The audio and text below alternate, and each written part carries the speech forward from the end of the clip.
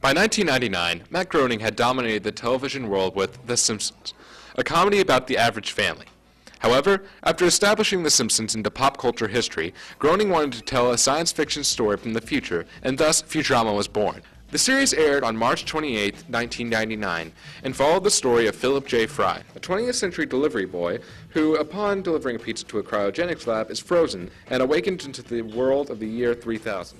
Do you remember when the show first premiered, and how old were you? I was in my early teens when Futurama had first premiered on Fox. I was probably about 13 or 14 years old, definitely just getting out of middle school, starting high school. So in that time, when it first premiered, I was probably in the demographic they were reaching.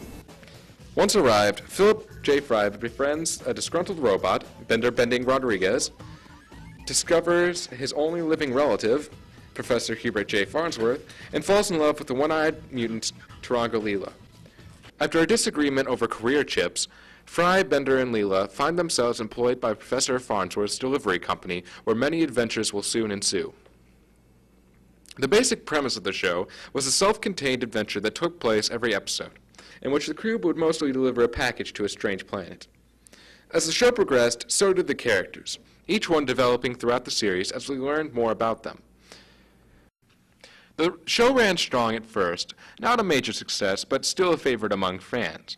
However, tragedy struck on September 11, 2001, with the terrorist attacks on the U.S. Do you believe 9/11 had any effect on the show's cancellation? Oh gosh, yes. 9/11 was a casualty of all kinds of shows. So the regular scheduled programming wasn't there. So I think that any show that premiered during that time was very difficult to keep consistent and keep going, because it was simply not in the national mindset to be laughing. That's something that people just were not ready to do. Before the 2003 season, Fox had made the decision to shut down production of the show. While new episodes still aired, they were sporadic and would often go months in between airings. By this time, Fox cared little about the show, and if a baseball game ran over on their scheduling time, they would simply pick it up where it left off, sometimes leaving the show with only a few minutes left of the episode. From 2002 to 2008, Futurama aired in syndication on Cartoon Network's Adult Swim. In 2005, Comedy Central purchased the rights to syndication to start in 2008. This would be the first steps to reviving the show. During negotiations of the rights between Fox and Comedy Central, Fox brought up the possibility of producing new episodes along with the reruns. At the time, the idea of producing 2 or 3 direct-to-DVD movies was already floating around. So to put the two ideas together, Comedy Central ordered 16 new episodes, and the 4 films were born. This was a major step for the show, bringing back all the original voice cast, as well as many of the original creative team. The 4 movies were released throughout 2007 to 2009, and were later aired on Comedy Central as 4-part episodes. By the time the 4 films came out, there was no announcements of any further production orders, so the 4th film was supposed to serve as the grand series finale. However, Groening wasn't giving up yet, as he continued to express desire to continue the series. Then, after years of waiting, on June 9, 2009, Fox announced that Comedy Central had picked up the show for 26 all-new episodes to begin in 2010, and that all of the original cast would be returning as well. July 17, 2009, however, after not complying with their salary demands, Fox posted a casting notice to replace the entire cast. This caused great distress among the fans, as thoughts of a completely different Futurama popped into our heads.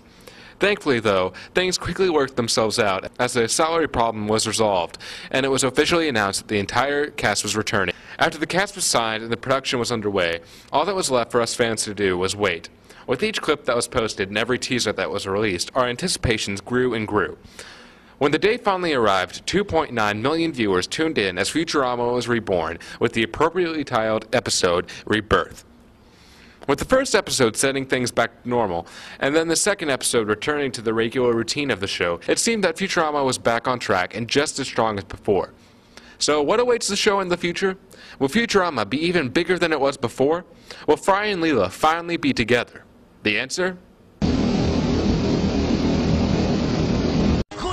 Everyone. Good news, everyone. Oh, great news, everyone. Good news, everyone. Good news, everyone. Good news, everyone. Good news, everyone. Good news, everyone. Good news, anyone.